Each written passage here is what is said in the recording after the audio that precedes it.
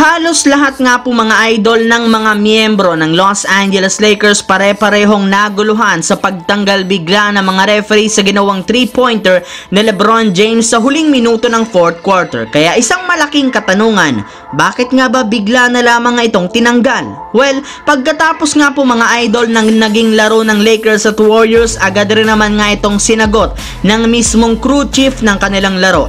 Ayon nga po sa naging pahayag ni David Gotri, reviewable rin naman nga po ang nagawang questionable na 3-pointer ni LeBron sa huling minuto ng 4th quarter, kaya ni-review pa nga ito ng replay center kasabay ng ginawang challenge ni Coach Darvin Ham. Bali, matagal na rin naman nga itong kasama sa rulebook ng NBA noon pa, sadyang malimit lamang nga itong nagagawa sa loob ng liga, kaya medyo hindi pamilyar dito ang mga players at coaches. At pagdating naman sa pagkaka-reset ng shot clock ng Warriors, hindi na rin naman nga daw yun reviewable since nagkaroon ng technical difficulties ang shot clock sa kalagitnaan ng laro, kaya mismong mga referee na ang dapat ang unang tumawag, and since hindi ito napansin, matatawag lamang nga itong missed call na nagpahirap sa Los Angeles Lakers. And speaking of Lakers, mismong si Coach Darvin Ham na ang nagsabi sa kanyang post-game interview na sinubukan rin naman nga sana ng kanilang team na pahupain ng pamamaga ng mata ni Anthony Davis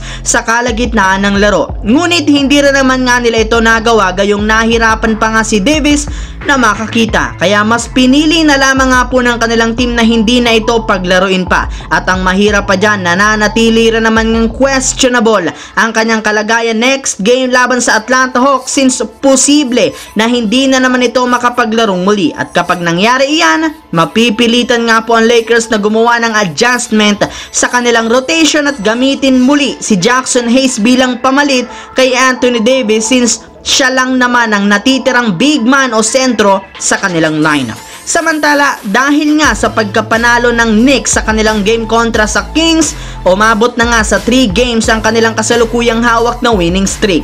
At ang maganda pa nga po dito, unti-unti na nga bumabalik sa kanilang lineup ang kanilang mga mahahalagang players. Kaya di na nga nakapagtataka kung bakit nakakabawi na sila sa mga susunod na laro at ang kanilang mga pagkapanalo kahit man malalakas ang kanilang mga nakakalaban. Bali, hindi rin naman nga nagkakalayo ang Knicks sa ikalawang pwesto sa East na Milwaukee Bucks, since 3 games lang naman ang kalamangan nito. Kaya kapag naipagpatuloy pa nga po ng Knicks ang halimaw na performance, hindi malayong maabutan nila ang Milwaukee Bucks.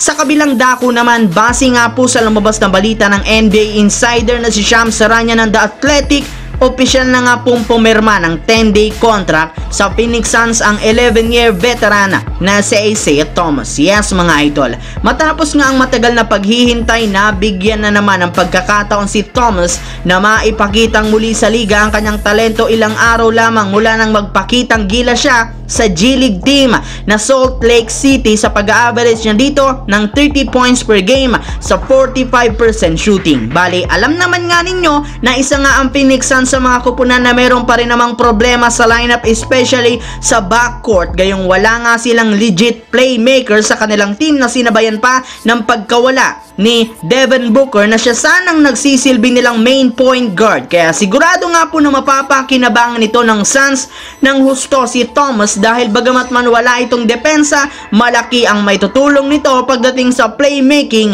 ball handling, scoring at sa shot making sa opensa.